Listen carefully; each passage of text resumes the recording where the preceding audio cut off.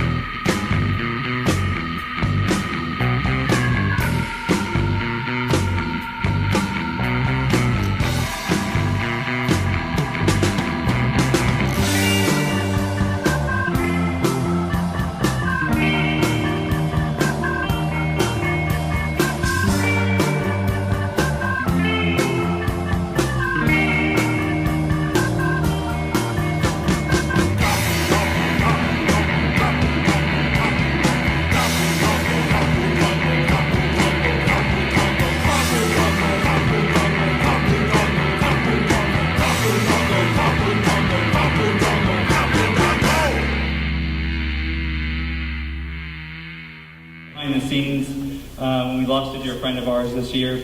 And I did want to put together something special for you guys. Obviously, a lot of us miss him, and I'd like to celebrate him tonight, so I kind of put together a little montage intro, and with the help of our friends getting the right photos. And that's it. It's not about us. We're just a vessel to maybe remember Andrew, Mr. Tiki Head, everybody. If we could, lights dim the house just a little bit. And we're going to try and play along to Andrew's video that we did with him. Okay? Cue. Dim lights, thank you. Cue. Here we go.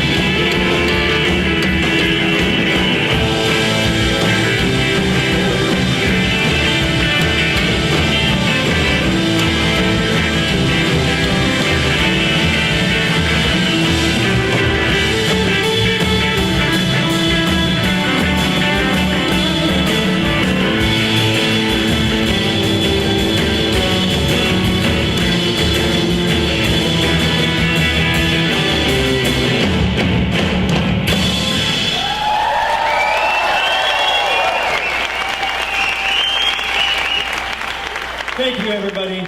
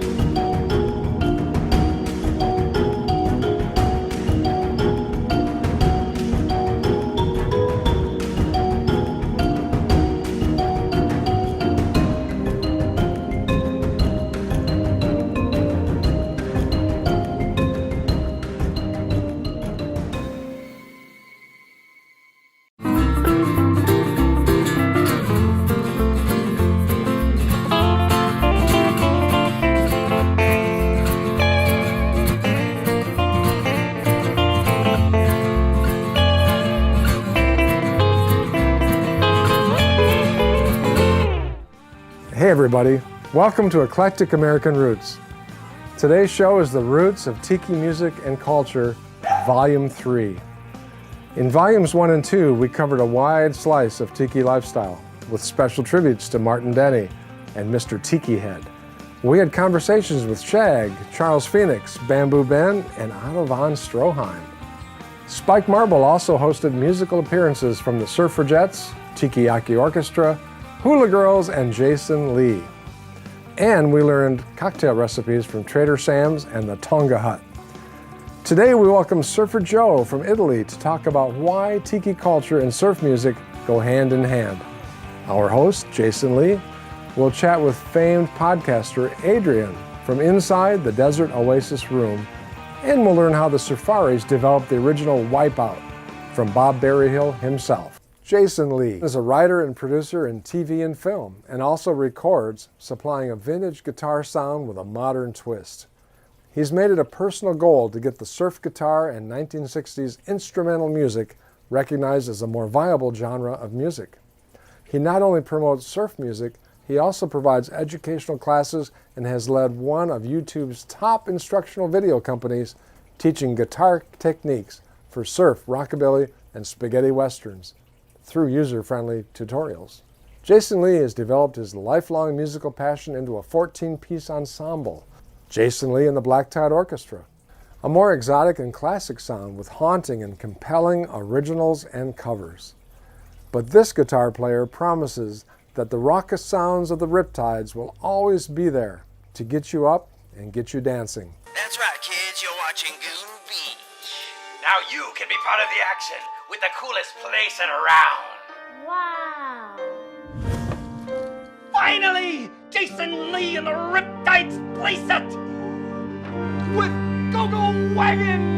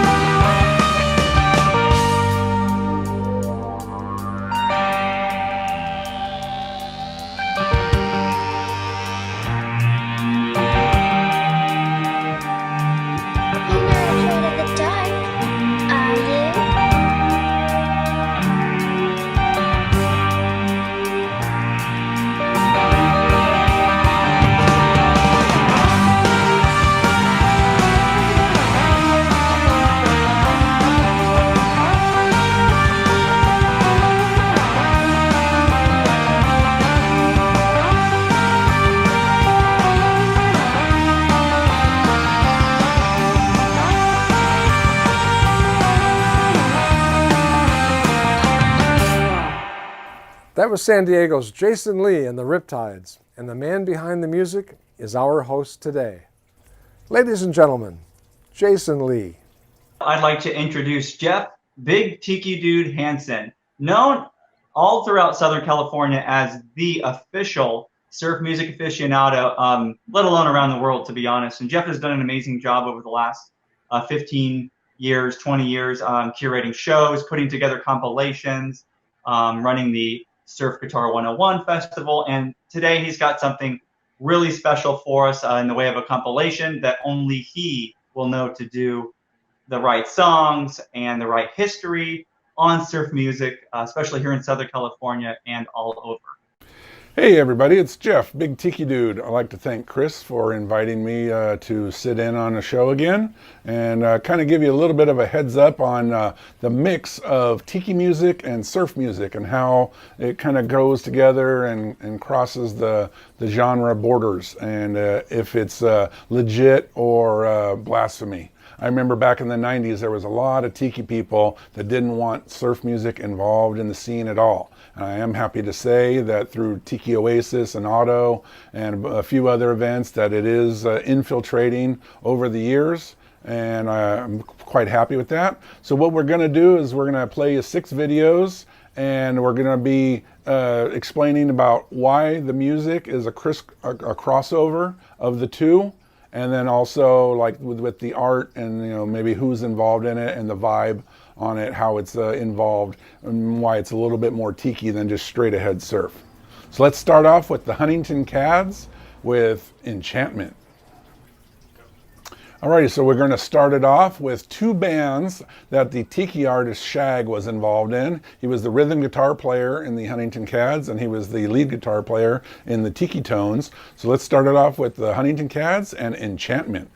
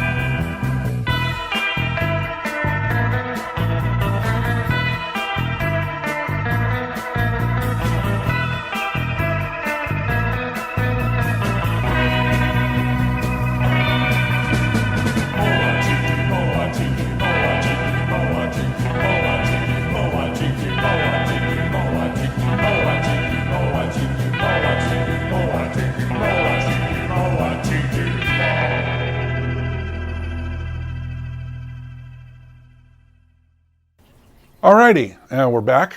So that was, as I said, 2 songs by bands that featured Shag, the tiki artist. The lead guitar player in the Huntington Cads was the amazing Chris Barfield, and he's working on some new stuff that's really got me itching to be hearing what he's working on now. The second song we heard there was Topple the Moai by the Tiki Tones. I used to see those guys a lot back at the Doll Hut in Anaheim in the late 90s and early 2000s. Alrighty, up next, another band that was very, very influential for me in the crossover of the surf and the tiki thing. It's the Blue Hawaiians. They used to play at the Lava Lounge in Hollywood back in the 90s and early 2000s. And this is their amazing The Last Days of Summer.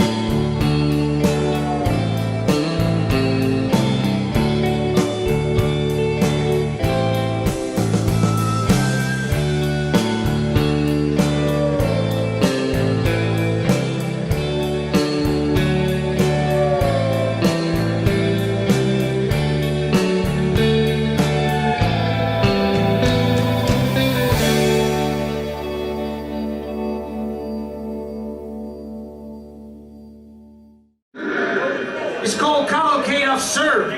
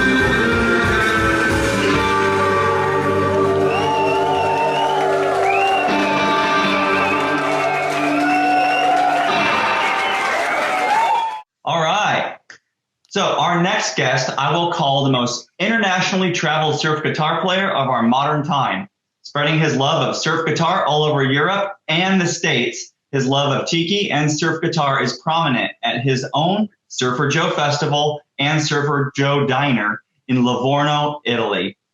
Ladies and gentlemen, I give to you Lorenzo Surfer Joe Valdembrini. Thank you, Jason. Hello, everybody. How are you doing? Coming here for a meeting from Italy.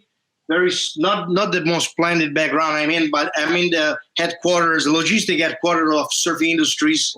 So where I'm at today, but I'm glad to be with you. So I'm very happy and thankful for having me, wanting me on this program that you have. I mean, it's pretty exciting. And thanks for doing it. Yeah, of course. Thanks for being here. I remember on the last episode that I was lucky enough to be a part of. It was really cool during the first broadcast of it that when Big Tiki Dude, Jeff Hansen, was, playing different surf songs, you were there in the comments, like every question you're answering people's questions. And I thought, man, would he be cool for another episode? And then now that I'm helping host this one, you are a perfect fit, man. And your love for surf guitar and tiki is amazing. Yes, it is. It is. I have dedicated quite a long time to all these things, like you, of course. Me mostly on the surf music, surf guitar, and everything. You are more of a tiki guy than me, but of course, the two things nowadays they join each other very, very well. They stay together very well. Yeah. So let me ask you this for my first question. There's a lot of people at home now picking up the guitar this year, especially. So what are some of the things that you did, in the last few months that was really cool for guitar players at home? Well, I will not spend time to discuss about the situation which we're in. I've done my last show in California at the end of February, by the way. Hey, and Lorenzo, tell us about the last time you were out here. I think that was mid-February for the Stellar Show's Surf and Turf show. Is that right, out here in California? That was fun. Thanks, Chris from Stellar Shows, and of course, my friend, the Tiki Dude, was always there. That was first of all, it was a fantastic place. The first time that I went into that venue, and it was great. And I've been talking a lot with Jeff eventually to do more and more events in there because there's a great room. And the show was fun. I have one thing that I remember well about that show. Is the first time, I've been touring with Paul Johnson. I can remember 2, 3, 4 times. It was the first time that Paul Johnson and friend, but it's the first time that I was playing Mr. Moto in front of Paul. It's one of the very few times that I played that. And so I have a good memory of that. But that was a very good show. I really thank him for them. I hope to be back in California soon. Because, coming to California is always like, is the mecca for whoever plays guitar, the way I see it. And the people is always fantastic, and the shows are always good, at least for what I've seen. And but yeah, I hope to work again with Stellar soon, Chris, because that was a fun show to me, really good. And when I arrived back home, everybody know what happened, but it's good. We continue, we carry on. I had a few tours canceled. Hopefully they will come back. I had to be back in the States actually 3 times. And 2 of these times back in California. Once actually I was very excited because I had to be on tour with Frankie the Pool Boys once more. But what I've been doing, I've been trying to write music like most people, trying to at least to find the brain to write music. But,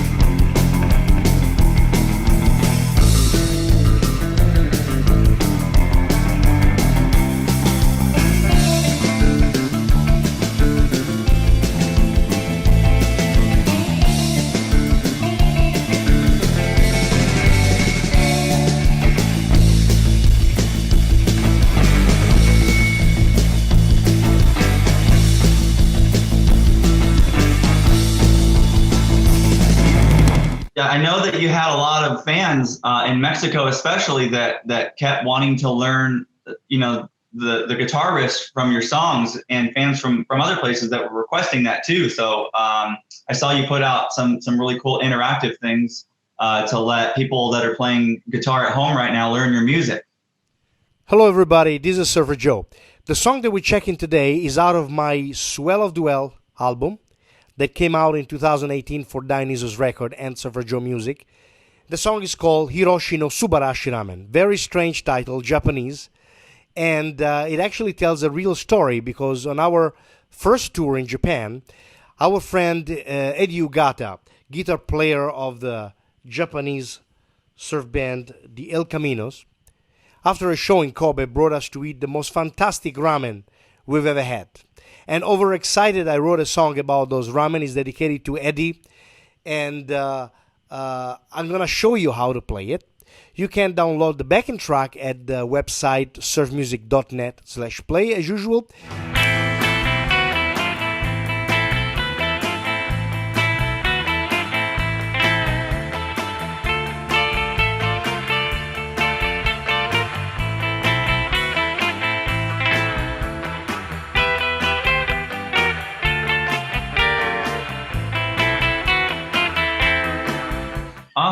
Awesome. So I remember a few years ago coming out to your big festival, the Surfer Joe Festival right on the beach in Italy.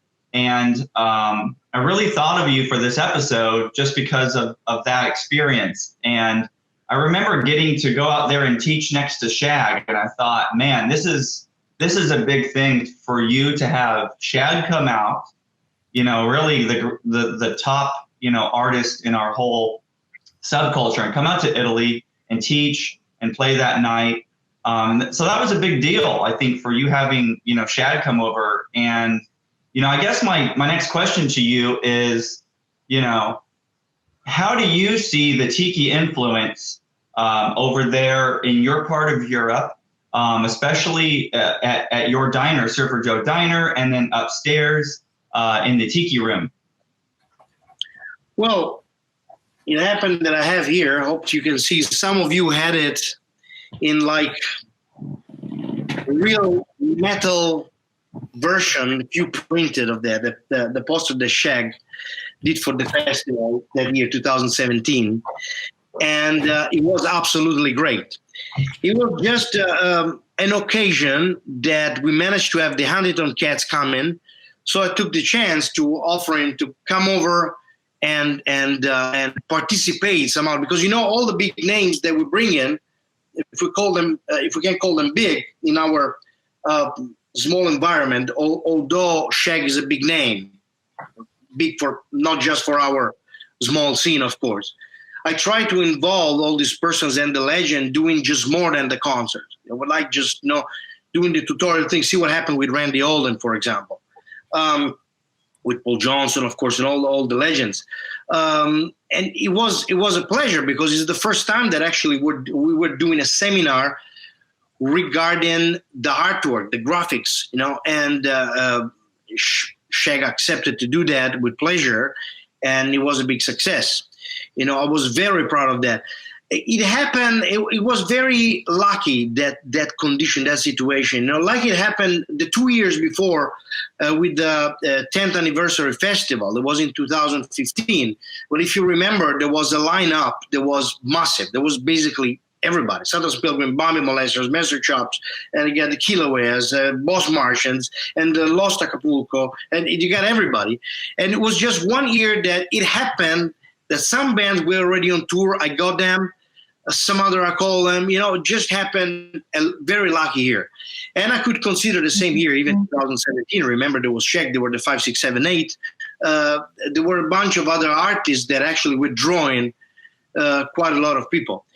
All I can remember, now going to talk about the Tiki thing, we always had quite a few designers doing the posters throughout the year. I've been using our good friend Fred Lammers many years. Then I've used a local guy, Tommy, a couple of times, and the great Steve Nazar. Steve doing the Town and Country. When Steve did the poster for the 2015, I told Steve, you need to give me a poster like the one that you were doing in the 80s. I want the fluo colors, and he did it. But with Shag, I noticed a massive interest from people, other designer from the area, local people even from Firenze, people that have even collaborated with us, and they are collaborating with magazines here locally and over Italy, calling us and asking when is Shag, because I want to come and see him in person. I want to buy the book. Everybody he was coming out with that new book. I saw an interest from people that was not exactly in our music scene. And that was a very interesting thing when this happened. It's very important for us because I think we have to put together new things and give the chance to show these people that are sort of new to the scene, showing what we're doing, the music and everything. In fact, I think that this is a demonstration, like Luca, my brother, is always saying, that the music is only part of the game here. People come from the experience, so Shag, like many other activities that are not exactly related to music that we've done at our festival, are all important because all these help to draw people, to bring people to this scene. We could play a little bit more footage of your festival and maybe, of the beach in Livorno there.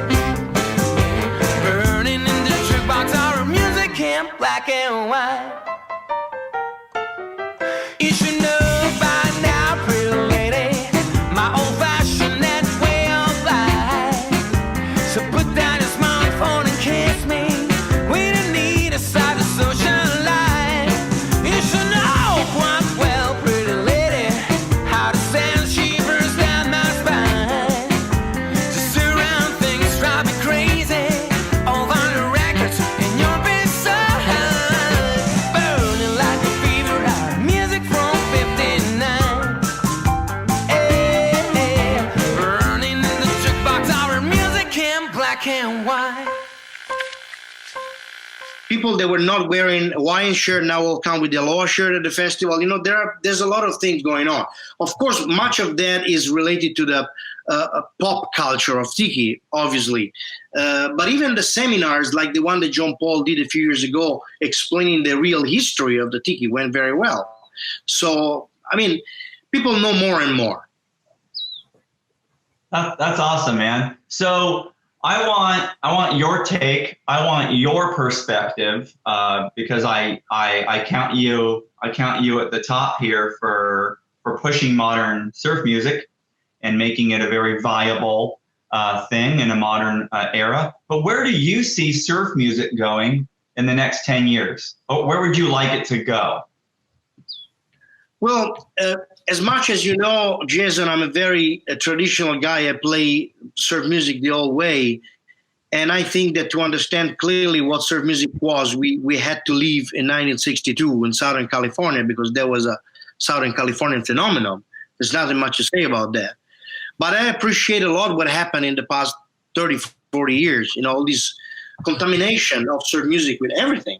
Everybody, me included, I think about playing traditional surf music, but really I'm playing a revisited version of surf music.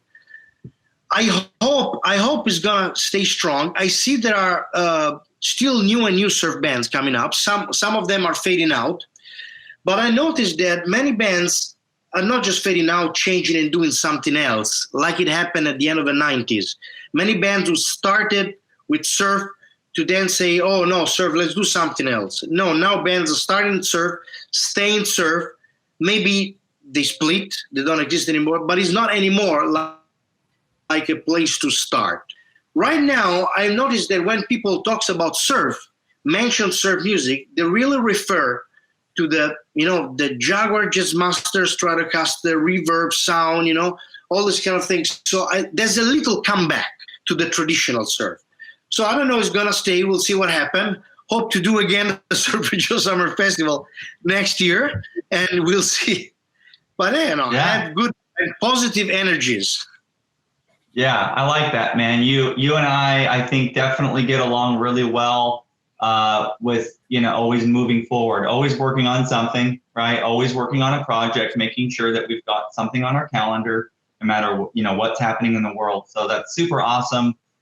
Just to always see your hustle, and you're doing an amazing job out there, man. So when things all, we all go back to normal, you're going to be there doing the festival and just, pushing on, and your diner.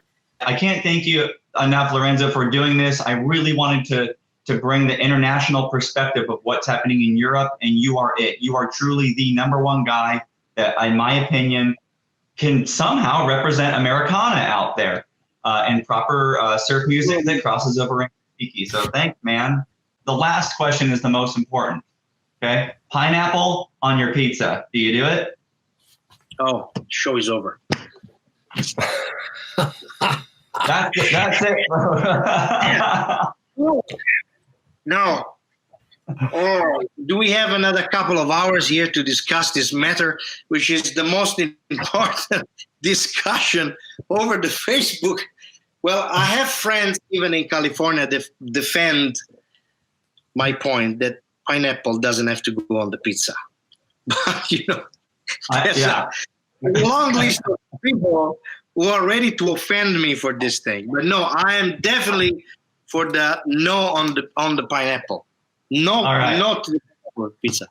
Guys, make sure to follow Lorenzo on all the really cool things on his social media, on his website, and everything he's going to be doing probably within the next year. Thanks, Jason. Thank you, everybody. See you next time. All through the 80s and into the early 90s, the Tiki revival gathered momentum. A guy named Sven Kirsten started laying the groundwork for what became the first book about Tiki, the Book of Tiki. And we all had Tikis, but we got them by buying them at yard sales, swap meets.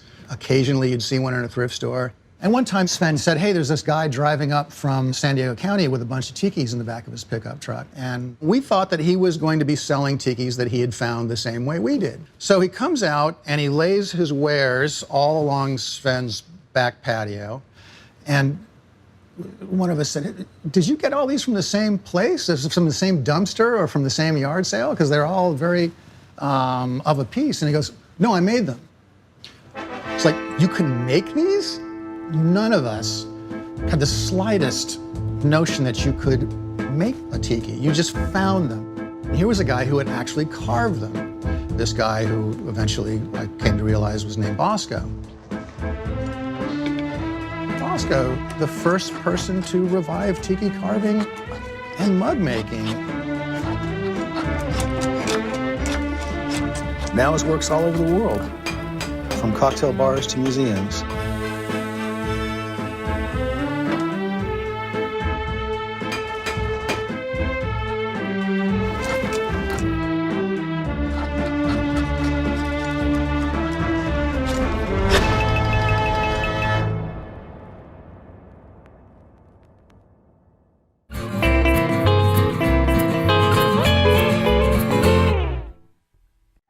Now, we take you to Nashville, Tennessee, home of Surfaris legend Bob Berryhill.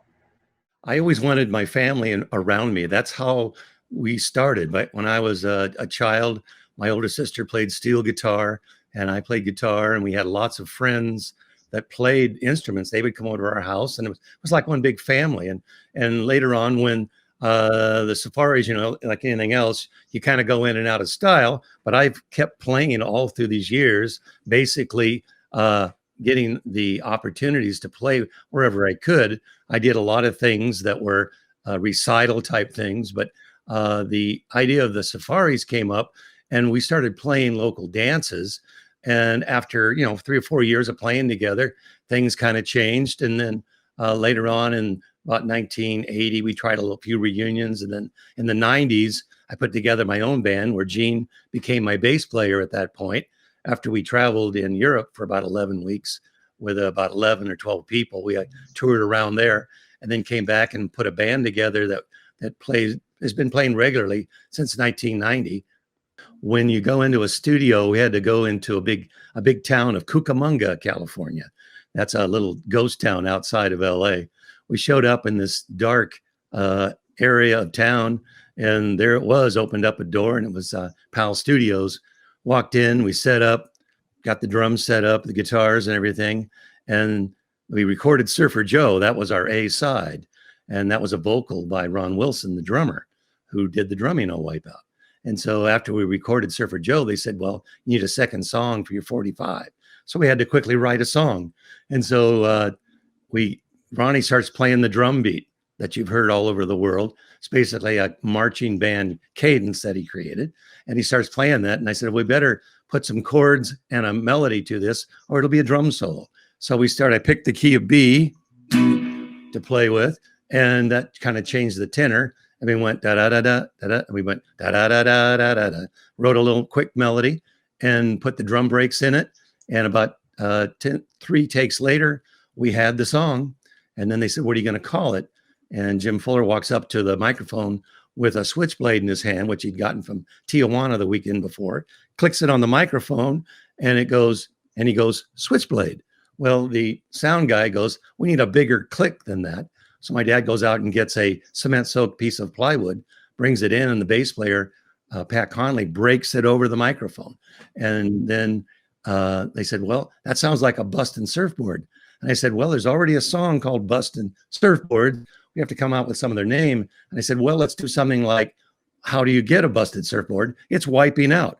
And so Dale Smallin comes out to the microphone that we just had, comes out to the microphone and goes, ha, ha, ha, ha, ha, wipe out.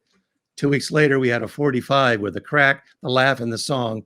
3 months later, it's #1 in Los Angeles. So that was pretty fast.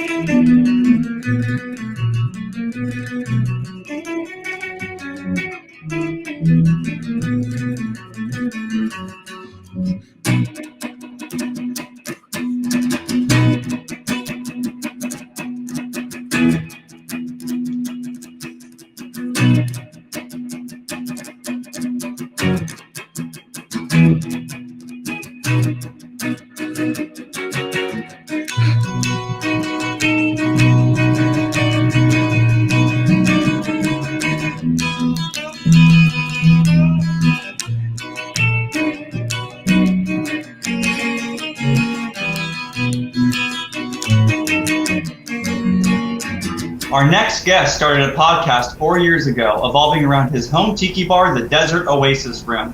Soon after, the show began to grow into a mobile podcast, interviewing hundreds of tiki files, artists, and creatives, bringing to light some amazing stories, amazing cocktails, and lifelong friendships.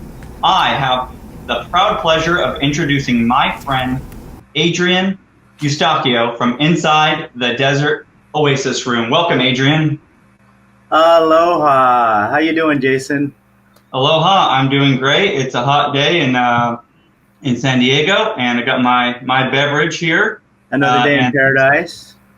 Thanks so much for coming on episode 3. When Chris asked me to host this one, I really wanted to get you, and we've done a lot of interview work together. Thank you for having me. I appreciate being on the show. Yeah. So I'm just gonna start off right away by saying that I think this year you've done an amazing job with your show to continuously bring people together while they might have a little more time at home this year. So thank you. Thanks for doing that, man.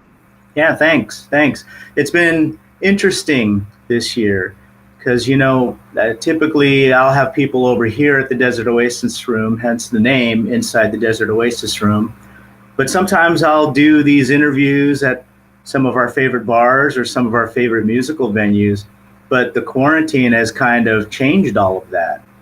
And it's been interesting to see how we've all adjusted to that. But, through the miracle of modern technology, we've been able to stay connected. And I've been able to continue to talk to people far and wide. Yeah, I've seen you do up to 2 or 3 podcasts in one day. Yeah. When everything everything was flowing. So I'm sure it's nice to be able to at least take what you've done. And I thought you did a really good job, a really cool job almost of touching light on life changing a little bit, but not taking it too negative. You kept it positive, and you brought some I would call extracurricular guests onto the show, which was really smart, because it's like, hey, if you've got the time to do it, or these guests have amazing stories to tell. Sure, yeah. A little bit of life changing. You've done a fantastic job of keeping your format, this now popular format of Inside the Desert Oasis Room, to a lot of other artists and creatives. Thanks. Yeah. It's been neat. Since I've had you on the podcast, your friendship, to me at least, has, I feel like it's really enriched our, we have a deeper friendship, and our relationship has been so much more enriched because we got to sit down and take the time to learn about each other. Yeah, I think it was just one of those things that happen, nowadays with modern technology, where it was just a few Facebook messages back and forth, arguing about the best Mexican food in Southern California. And then speaking of honorary Tiki Files, you having Matt Reese and I in his bar in San Diego, and you came down and you got us food, and then it's like exactly what you're saying. That stuff totally sparked into a much deeper friendship, where I truly can say, like, me pretty well. Like, you kind of know my tics now, and how I work, and my workflow, because you've done music videos with me now and stuff, which is cool. But that leads me to my main question that I wanted to have you for this special is with you being now like the top interviewer, in my opinion, in Tiki. I'm humbled. And being able to like flat out do 1 to 2 hour interviews with Sven and Bosco and Jeff Beach Bum Berry and artists well outside of Tiki that you've always been huge fans of. I want to flip that model, that what you do, on its head, and then just direct the question towards you. What's it been like for you personally, where you do get invited into these people's homes? You're just hanging out with the Buins, at the bar when it's closed. What's it like in your shoes now, 200 plus episodes later, that you get to share all those stories and all the personal things that even happen off the microphones when you're doing your podcast? Well, let me start by saying thank you for the kind words. Thank you so much. So to answer your question, a few things. So again, it harkens back to like what I said earlier, that it's enriched my relationships with these people that I've spoken with. But I've learned a lot of things that, we all have a kind of this common thing that, number one, everyone has a story. Everyone that thinks that they're boring or has nothing to say, they don't have to be a musician. They don't have to be an artist. They don't have to be a business owner to have a story. Everyone has a story. And I've found that we are all in search of the same thing. We all want what's best for our families. We're all in search of happiness. We all seek escapism. We are all very much alike, whether or not we agree on who has the best burrito, whether or not we agree on politics, whether or not we agree on lifestyle. But we're all after the same thing. We're all after the pursuit of happiness and what's best for our lives and our families. And, what was it, a year ago, I'm in one of your music videos, and I'm eating barbecue in your backyard with you. Yeah, and you're in my studio. I completely gave you in my your studio. to do an episode in, and like nobody's allowed in my studio. Like no one can walk in there. And I just thought, you know what? Like this is going to be, I think, the third episode, even related maybe to me. But it's time to like just open the place up to you. You know, we're real welcoming of you at the house here. But more importantly, like just give you the whole studio. And then what did you have? Like 9 guests, 10 on the music video shoot? We rotated in the band, we rotated in the dancers, and the thing that I am most flattered about is not only was I allowed to work in your studio, which is a huge honor, but you trusted me with, like you walked away and you just left me and said, hey, whatever you need, you just do what you need to do. And so that's super flattering, you know. Yeah, but that's the kind of relationship we've developed from having the podcast. You know, I've been able to develop relationships like that with other people, you know, having had them on the show. I can tell it's really cool because I think I've told you so many times that, you know, when I'm training on my bike every day, I listen to your podcast, so I can generally get through them. And I think you've done such a good job with format, with the interviewees that you have. It's like an hour's gone by and I'm like, why is it over? But it's an hour. I mean, it truly is nowadays for short Twitch, you know, attention spans for everybody. You're doing something that's in my media too, that I do is very, you know, long format, and you've done it. You pulled it off where you can pull off these. I mean, shit, I would want to talk to Sven for 2 hours. Thanks. Well, you know, and I just did last week. That's amazing, man. I mean, again, like the roster that you've had, and like, you know, Bosco lives down the street from me, but it's like even from your podcast, like I know, you know, just all the little details of, you know, his history, which is really cool. And you've been able to kind of, in a really, you know, nice way, pull that out. Because I'm not a mixologist whatsoever. Like, give me a painkiller, I'm good to go. I'm drinking a coffee right now with, you know, some rum in it. But because I've watched you or listened to you mix so many drinks now inside the Desert Oasis and bring in so many special guest bartenders where you totally know your counts of everything and you know what to add. The 2-part question is what is your favorite drink, and then cocktail to make, especially for tiki, right? And then 2, what drink would you recommend to an up-and-coming rum aficionado? Okay, so first part, my favorite cocktail is not even something that I can make myself.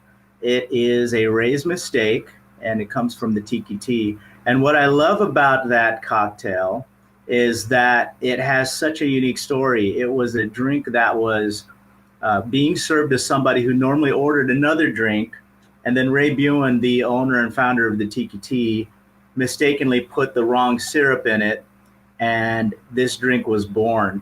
And it has such a really delicious tropical vibe to it that, you know, when this drink was made by accident, he went to throw it out, but the person who ordered it said, no, you know what, let me have everybody in the bar take a sip and see what they think. And everybody loved it, and they said, we need to name this thing. You need to put this on the menu. And they called it the Raised Mistake. It has a secret ingredient. It's a syrup that I don't know the ingredients to and how they make, and that's what makes that drink a secret and very unique. And the whole thing about, you know, the story of the Tiki Tea and Ray being one of Don the Beachcomber's original bartenders, and how the drink came about and all of that. The fact that it's delicious and it's the only place in the world where you can get it. Everything about it makes it special. So that would be my favorite drink. But the drink that I think that everyone should try if they're new and they're just getting into rum, and it's even a very easy drink to make, I think, is a basic daiquiri. And the reason being, it's a 3-ingredient drink. So it's rum, lime, and sugar. And the drink will change no matter whatever rum you use, the drink will change. And you can change the sugar as well. So if you're using a simple syrup, it'll be different than if you're using a honey syrup or if you're using a demerara syrup. And all you're doing is changing the kind of syrup or changing the kind of rum, and the drink changes. And so if you really want to know how a rum behaves in a cocktail, you make a simple daiquiri, and it'll give you an idea. Yeah, just learning learning so much about cocktails from you on the show, the Buen's history, Tiki Tea, and all that. I wouldn't have gone out. And I'm not a mixologist either. You know, like I've learned things along the way, and you know, I'm a home bartender. I've never run a bar, owned a bar, or anything like that. So, you're a home bartender that has definitely taken it to the next level. Oh, well, that's very nice of you to say. Thanks. Yeah, well, this has been amazing, man. Where can everyone find you? So, you know, where do we find your podcast? One, where do we find your website? And then two, I'd like to remind people that Adrian, does do this off donations too. So he's got sponsors, but really, you know, podcast wise for the audio, that's a big thing to always click that donate button. So where can we find you, Adrian? Thank you for that. So my website is desertoasisroom.com. I load up all of my new episodes there, but the podcast can be found in all media outlets. I've always wanted to do this to you because you always get to ask your guest this question. You know, I've been wanting to ask you this question, and you're already laughing. If you could have any superpower, Adrian, what would it be and why? I love it. Okay, so I have a couple answers, and just because I've heard this question, I asked this question a lot, and I've heard some really good answers. So I'm going to give you three. Number one, I'd love to be able to teleport so that if I wanted to go to the Mai Kai for dinner, I could go to the Mai Kai for dinner and still be back home at a decent bedtime, or go to Hawaii for lunch or anything like that. Number two, I'd love to be able to communicate with my pets, because sometimes I don't know what they're thinking and why they're doing what they're doing. And number three, I'd love to be able to eat whatever I want without getting fat. So there you go. Yeah, I think we all want number three. Yeah. Well, thank you, Adrian. You truly have been a special part of making this a multifaceted episode, and I know a lot of our newer viewers to this special are going to get to see what you've done over the last 4 years. Thank you, Jason. I appreciate it.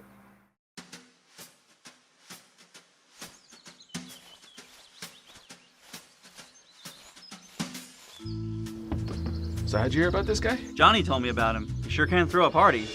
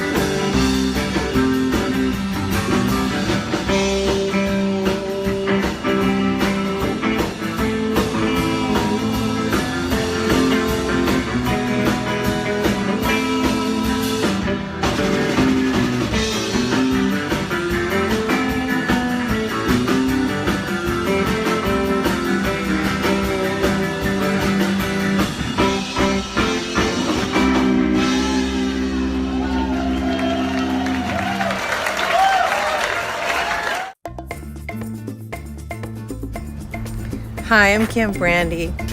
I'm the creator and founder of Deadhead Rum. I am also the CEO of Iconic Brands and Marketing and handle all of the sales and distribution in the United States from... My name is Eduardo. I'm the general manager at Rums from Mexico. And it's a family-owned business, 3 generations, and the 3rd generation.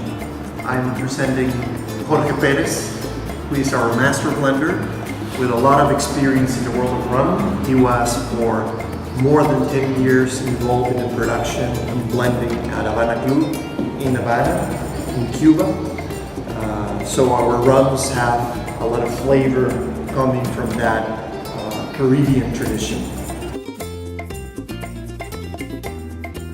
1, 2, 3.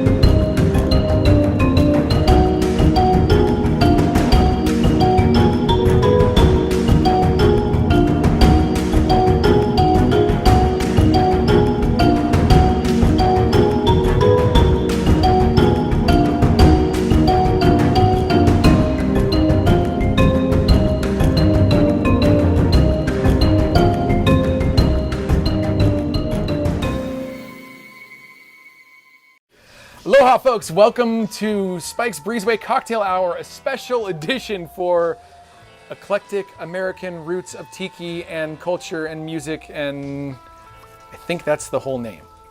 I have been challenged to use our sponsor rum in a cocktail. And this is a cocktail, this is one of my favorite cocktails to make when I first got into making tiki cocktails. It's the Painkiller from 1971 from the Virgin Islands. And I thought this Deadhead rum would complement it nicely. So let's get into the cocktail. All right, so for this cocktail, we are going to use orange juice. And the best thing to do is to use fresh oranges because it's quick and easy to squeeze orange juice. We will be using 1 ounce of orange juice. And we will pour that into our mixing glass here. And then pineapple juice. Be sure to shake these if you're going to use these little Dole cans, and they are unsweetened, so they're great for tiki cocktails. We will be using 4 ounces of this Dole pineapple juice. So there's 2 there, and 2 here. All right, the fun ingredient is this weird coconut goo. There's a couple brands that you can use, but I like this stuff because it comes in this pour spout guy. And we will be using 1 ounce. We will be using 1 ounce of this goo. All right, there we go. And you can just drop that in there. And if you have to use the back of a knife to kind of spoon it in, you can. This is a super simple cocktail, and it's really tasty. People don't really consider it a tiki cocktail. They call it more kind of tropical because it was developed in the British Virgin Islands. It's tough to say that. We're going to be using the Deadhead rum, and this is an aged rum.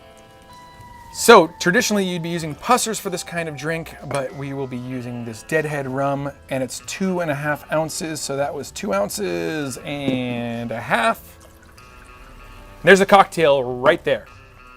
And for this cocktail, we will be shaking it. So the best ice you can possibly use for tiki cocktails is from Sonic, the drive-thru. And if you go through the drive-thru and you ask for ice, they'll bring out a big bag for you. It's about $3 or something, or $2.70. Anyway, you're gonna fill up our shaker guy with ice, pour that into that, give it a smack, and shake it.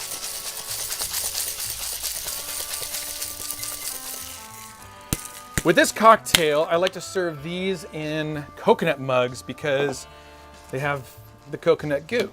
I have one of my vintage tiki coconut mugs here. And you fill it up. Top it off with more ice.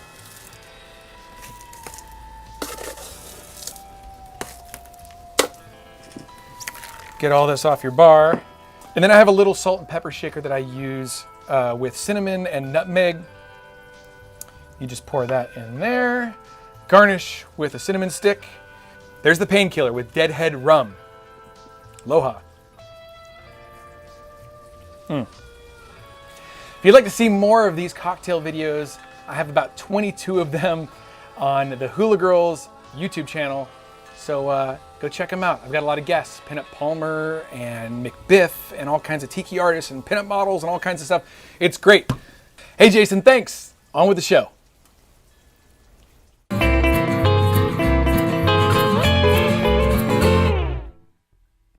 Next up is our weekly video host, Big Sandy, rockabilly legend and musical historian, who has a special presentation for us.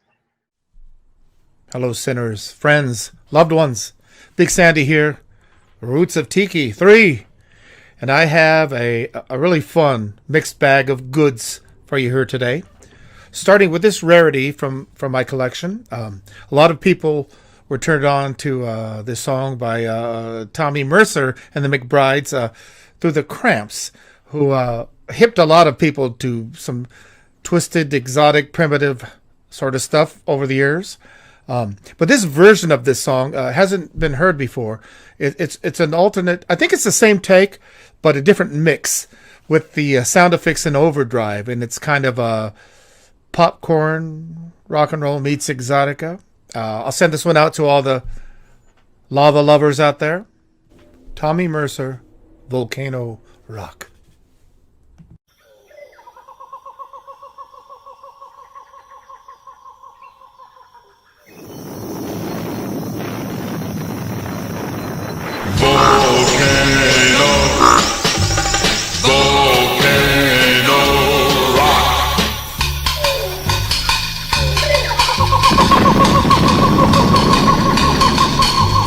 Sings with steam and shouts with a roar, dances with a flame and rocks with a floor. Her loud motor soothes too high, the fire and rock shot up in the sky. The birds flew higher out of the way, the mountain below started to sway.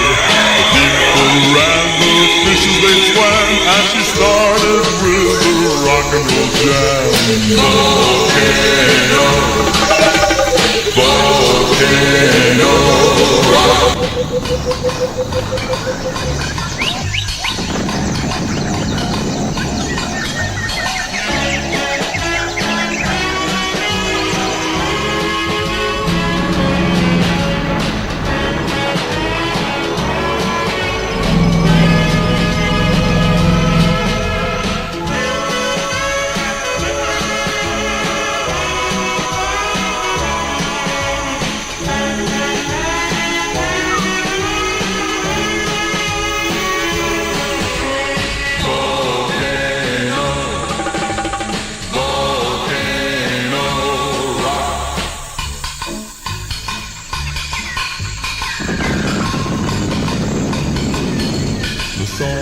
Loud, she started to shake, rocking the earth with a mighty loud quake. Her flame shot higher, rocks tumbled down. She dressed in her most flowing lava gown. The spray shook her clouds and blown. There was nothing left but her head was torn. The earth was rumbling from the big shock, but she kept right on with the rolling rock.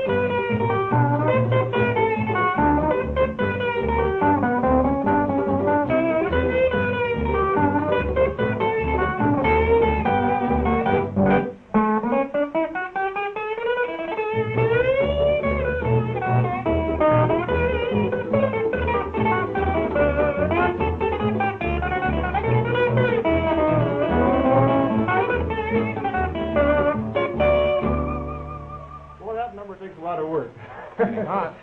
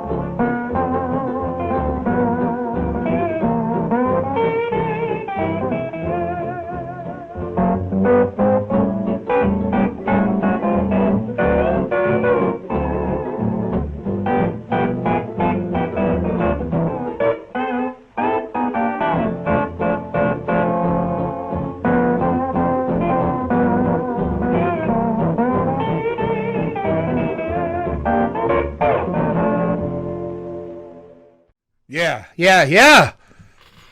Bud Tutmark, right there from 1954, from Bud's TV show that ran in the Seattle area on a local TV station. Kohala March and Twilight Blues were those two songs.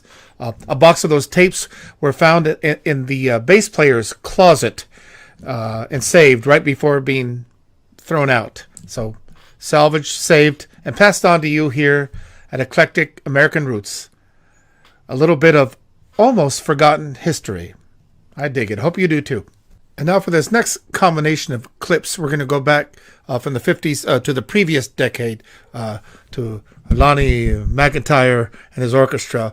And it's sort of a reminder that the allure of the islands and all things exotic had been going on for decades, always mixing with the music of the day.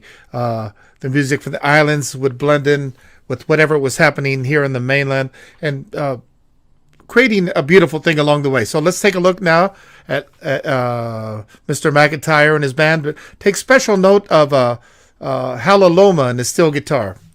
Dig it. It's so cool.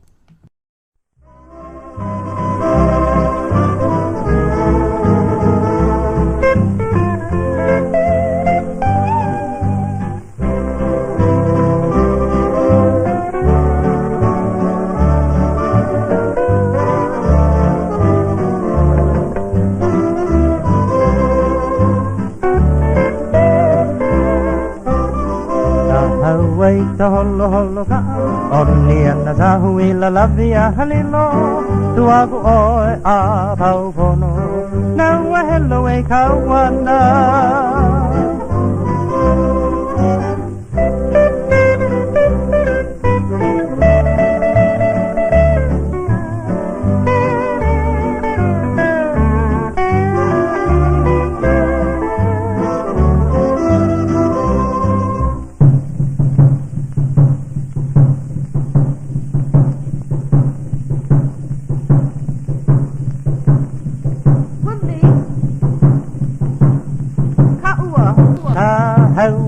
Holo holo ka Orliana zahuila lavia halilo Tuagu oe a paupono Now a hello e kawana How wake a holo holo ka Orliana zahuila lavia halilo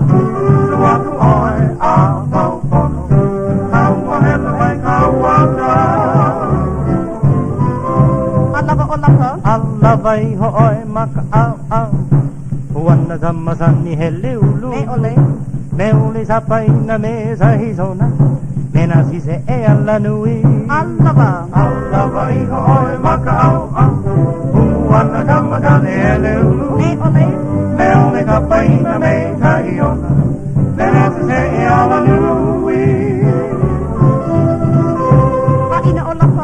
Ina tove hi e zule Deuli ho ine hisa haua Step on the gas, how lovely a halilo Keoni ne hisa huila Ina tove hi e zule Deuli ho ine kahau Step on the gas, how lovely a halilo Keoni ne hisa huila Keoni ne hisa huila Ina tove hi e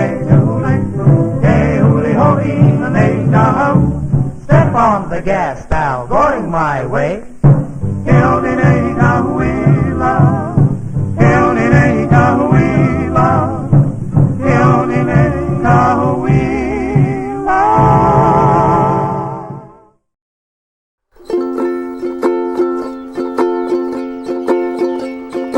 Sit on the shores of Waikiki.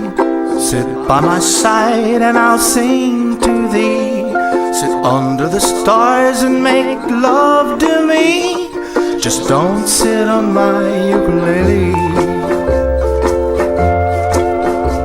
46 on the top and around the back. Leilani's built like a little grass shack. She brings me shade when we sit by the sea. Just don't sit on my ukulele.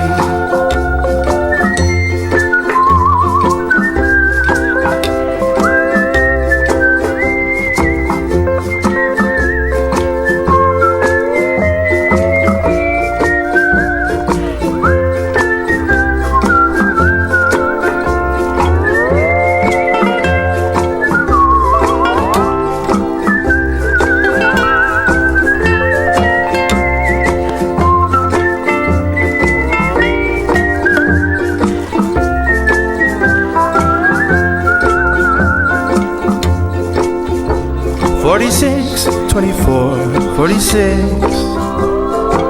She cracks the coconuts with her hips. So bring your lips and sit closer to me. Just don't sit on my ukulele. Oh, so bring your lips closer to me. Just don't sit on my ukulele.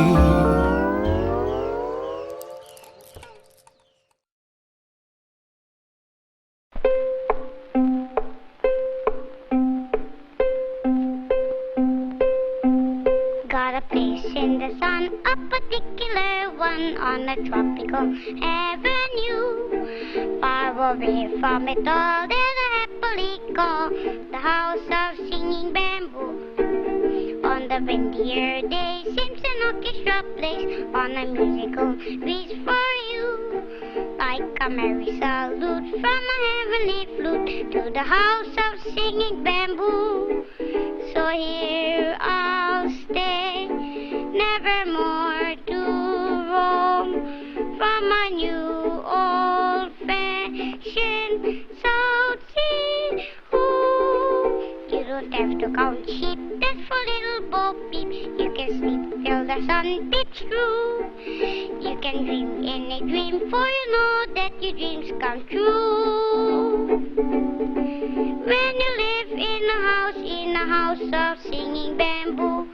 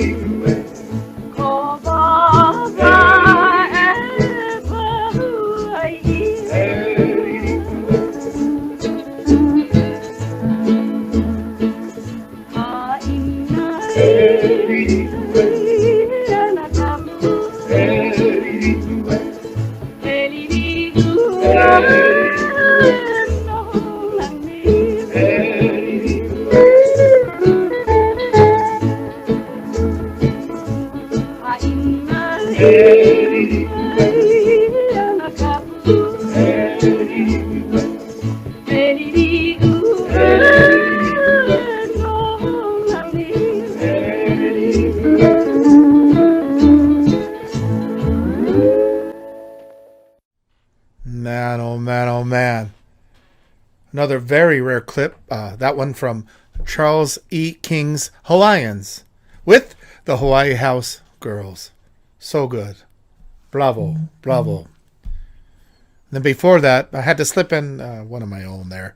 A song that I recorded with the Martini Kings for the movie Camp Burlesque. That song being 462446. It was kind of fun. Hope you've enjoyed our little time together. Let's hang out, watch the rest of the show. I'm going to go mix myself a drink. I suggest that you do the same. But for now, bye-bye. Aloha. I am so honored to present to you guys our next guest. He's an iconic fixture of modern hot rod tiki art, creating a genuine style that is instantly recognizable at all tiki events and more. Ladies and gentlemen, Tom Big Toe Laura. Hey everybody. Hey Jason, how's it going? It's going good, man. It's thanks for being on episode 3, man. You're definitely an artist that I wanted to get on here, and it's going to be good to catch up with you, and we can see all the stuff you've been doing. So thank you for being here, man. Oh, it's my pleasure. I really enjoyed the first 2 shows, so I'm completely stoked to be on with you guys. Good, awesome, man. So I just want to get started with some really cool questions that I've always been intrigued about you, and I'm sure that a lot of other viewers that are particularly into, tiki might learn about you. So when I did further research on you, I was really excited to learn that you did art direction for OP and Maui and Sons, and as a 90s kid growing up in Southern California, that was really cool to see that you did that, because those are like out. I mean, come on, Ocean Pacific, and I was wearing that stuff, man. So that was super cool, and that leads me to my first question is, how does an artist like yourself currently go from art direction and clothing design in the surf and skate and snow industry, and then move into, what I would call for you lowbrow, highbrow hot rod tiki art in the medium that you work with now?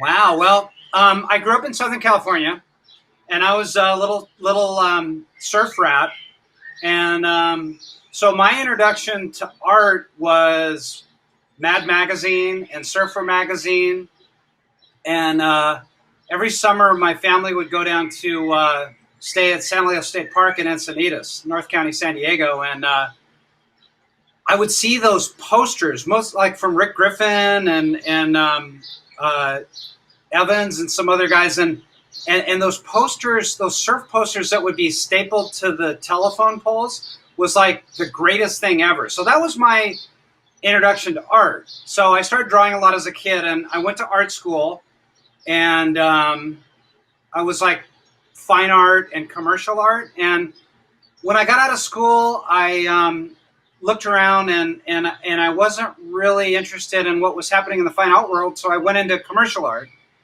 And I just sort of gravitated towards the action sports world, surfing and skating and snowboarding, and because that's where I saw my people. So I worked in surfwear for decades, and supported my family that way, and had a interesting life in Southern California. Did a lot of traveling, and so I art, as you mentioned, I art directed for OP and Hobie and Greg Knoll and Red Sand and Rusty, a couple other companies. I had a little design firm that did consulting, where we designed apparel packages and did marketing, ads and websites and stuff, and then also designed products, so skateboards and snowboards mostly. But I got to a point where I was just missing making art, that was, sort of sparked the childlike, stoke of my youth. So I started painting again, and the sort of three tiers to my art are, the hot rod thing. Growing up in Southern California, my dad was a hot rodder. And then surfing, because I was a beach rat.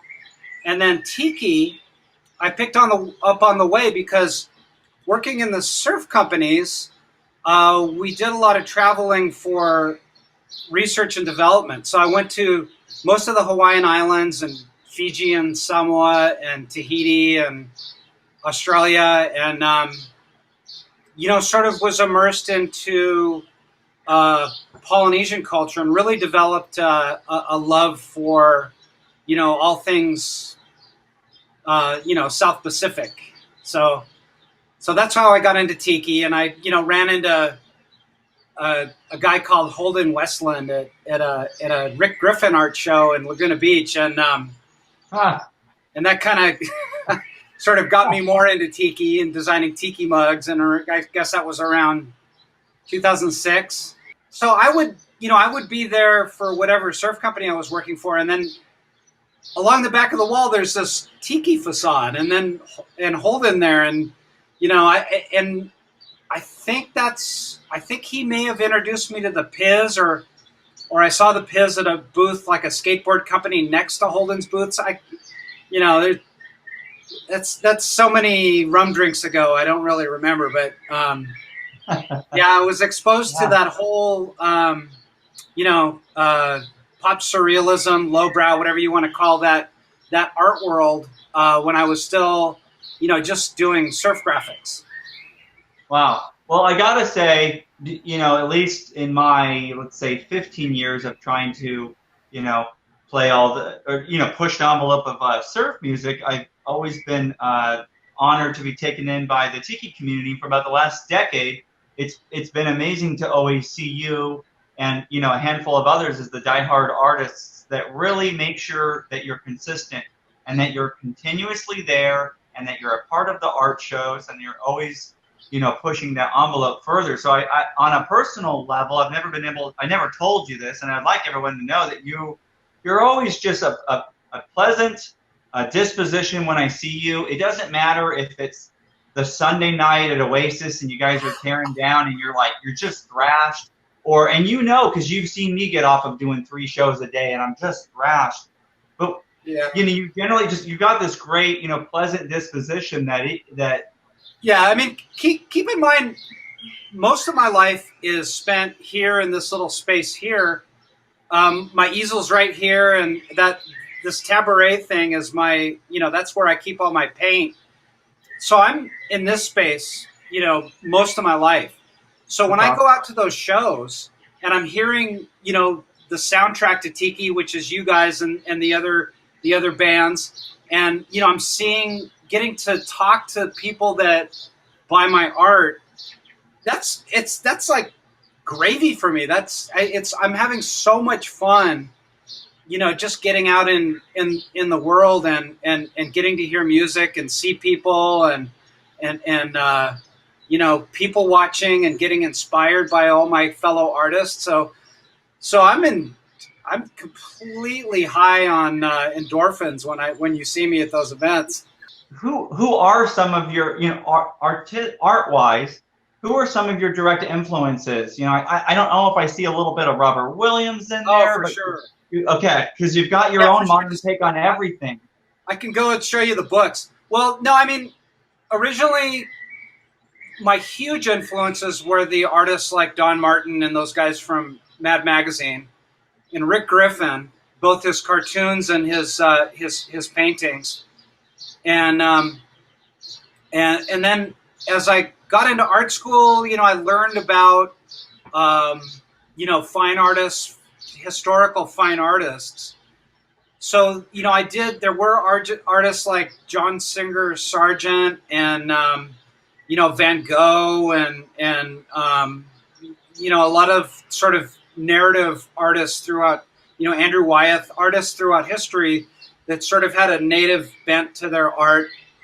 But then when I got into the surf world, a magazine called Juxtapose came out, and that was like mind-blowing because I was exposed to new influences like Robert Williams, as you said, and then also other guys that were doing a lot of kitsch artists at the start, like in the early 2000s, like Mark Ryden and Glenn Barr and Todd Shore and the Piz, who was a huge influence and also very encouraging with my career early on, which I really appreciate.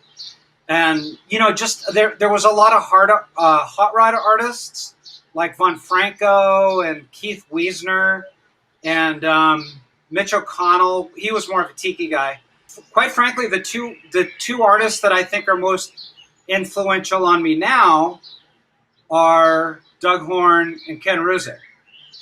And I can be very disparaging about those guys when you see my posts on Facebook, but they're heroes, man. Those guys they're both brilliant artists in their own way and are incredibly prolific and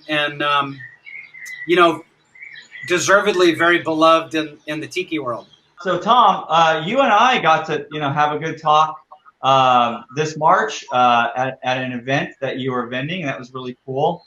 And I was able to pick up a copy of this amazing new book that I am so stoked on, and it was kind of the idea why I really wanted you on the show. It actually sits on my baby brand here. I think it looks good on a black baby brand. But more importantly, great talk that we had, and gotta give it to Tom. He'll always give you a really cool little liner, shout out signatures. My wife and I, she's dancing, and there's me. But more importantly, my big question is, this is a nice book, man. I mean, this is a really nice book. Everything's just so well done. And tell us about the journey of Gratisfaction. I mean, finding a publisher, choosing the right pieces that you wanted. I mean, this book really feels curated to me because I've got all your stickers and all the other stuff, which is cool. But this felt like I got a little bit more, for me as a musician, to be fair, not an art collector per se. This felt like I got a little bit more of a piece of you from the last 5 years. So tell us what it was like. Publishing, everything. We want to know. So going back a few years, I work with reference photos from a lot of different photographers. And one of my particular favorites is a Central California photographer, consummate professional, amazing hot rod and pinup photographer named Shannon Brooke. And she is absolutely one of my, she's an amazing artist and a beautiful person in and out. And she has a couple books of her photography and hot rod art that were published by an independent publisher in Wisconsin. Not sure if I'm saying that right. Wisconsin? Yeah, Wisconsin. Called Working Class Publishing. I sent them most of the artwork that I'd done for the past decade, and they picked the things they liked. And there was a number of, some of my, I think, most important paintings that didn't work out for one reason or the other in this book. So, but I think that the book is curated by, paced and designed so beautifully by them. And I couldn't be more appreciative of the amazing job that they've done. I feel blessed and honored and humbled that, Bob and Kelly chose to, birth my baby. What is they're my art doula. We put the tiki art at the front end and the hot rod, custom culture, pinup, stuff at the back, and surf sort of interspersed, because the surf kind of is the word interleaving between the tiki and the hot rod, because those three lifestyles are sort of the three. This is going to sound stupid, but those are like the three last vestiges of outlaw culture in Southern California. The surfers, the tiki people, and the hot rod people are like, the iconoclasts in our, $10 coffee culture here in Southern California. And they do an amazing job with a bunch of different pinup artists. So please do go check out workingclasspublishing.com, and that's where you can also pick up my book, Gratisfaction, the unaspirational art of Big Toe. The best place to keep up with what's going on in the Big Toe art world is through my Instagram page, which is Big Toe Art on Instagram. And then I also have a Facebook page that is essentially the same content, which is Big Toe Productions, if you're not on Instagram. And then the best place to shop is on my Etsy page, which is, you can find that through my Instagram. But that's where I post, like when I have a mug release, that's where I post all that stuff. So Tom, a lot of us were involved in this big event that was going to come up, the Lowbrow Luau. I know I was excited to be a part of it, and I already had heard from Chris at Stellar Events that you were in on the art, and he teased me some of the stuff. So the event's going to keep happening next year, but how was it working on the poster and everything? I mean, the poster in itself is already really cool, and it has kind of a different look to it for a SoCal hot rod tiki weekender.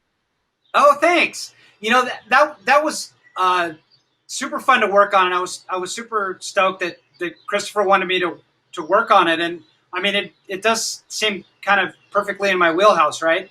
I mean, having it be called the Lowbrow Luau, tiki and the lowbrow world, or in the music thing, or some of my definite influences. So he mentioned what he wanted to see, and I immediately had the vision of the style of it, with the bright colors and the kind of irreverent, goofy characters, and the fun type, sneaking in some tikis and some monsters, and giving it a little bit of an Ed Roth look, but not too crazy to scare away the mid-century modern people. And I had a great time caricaturizing Charles Phoenix and turning him into a tiki, and just all the little elements. I mean, it was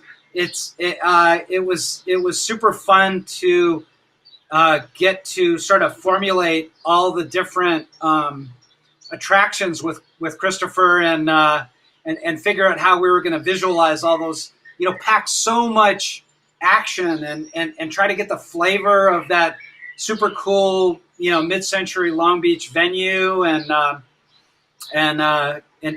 pack it all into that one little space. Again, Tom, thanks so much for coming on the show. It's really important that we had you for episode 3. We know you've been tuning in. So again, man, it means a lot. We're honored that we could have Big Toe himself on this episode.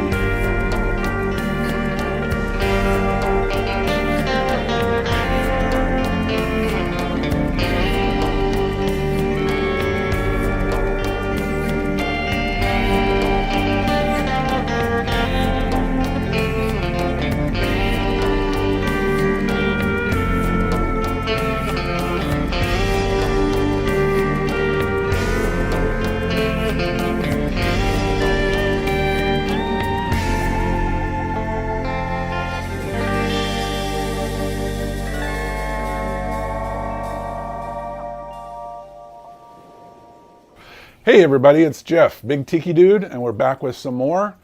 We just finished it up right there with the Tiki Orchestra, and they were influenced by the Blue Hawaiians, which we played before. That was their song Black Sand, Blue Sea. And then up next we have Northern California's Aqua Velvets with Return to Paella.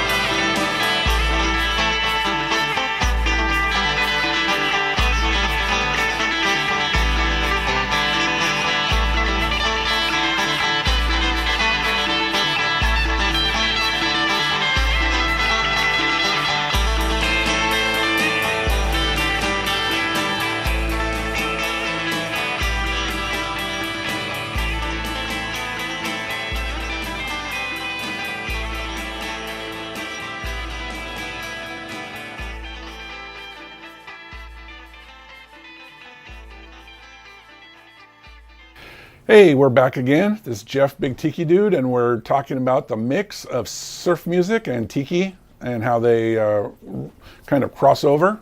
What we played there was the Return to Paella by the Aqua Velvets from Northern California. There's a lot of bands that have kind of specialized in doing this mix, so I could have gone on and on and on. But we have one more band here, and it's international. They're kind of from South America and also Germany. It's the Los Twang Marvels and Space Tiki Twist.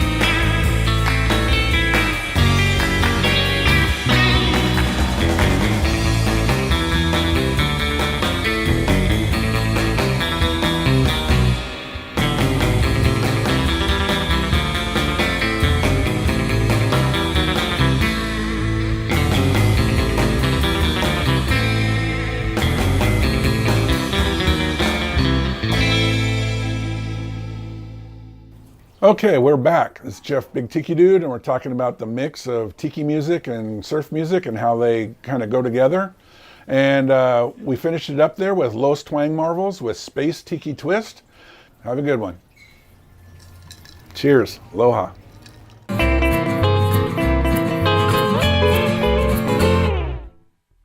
By now, you've been thoroughly immersed in tiki music and culture. We hope you recognize how important it is to help our musicians pay their bills, and you can support them by clicking over to StellarJAX.com or on Venmo at Jax Hideaway. If you missed any of our past shows, see them on YouTube at our channel, StellarJAX, J-A-X. And please, take 1 second to subscribe to StellarJAX. There's more good stuff coming every Sunday on our noon matinees, Pacific Daylight Time, broadcasting on both Facebook and on YouTube. Mahalo.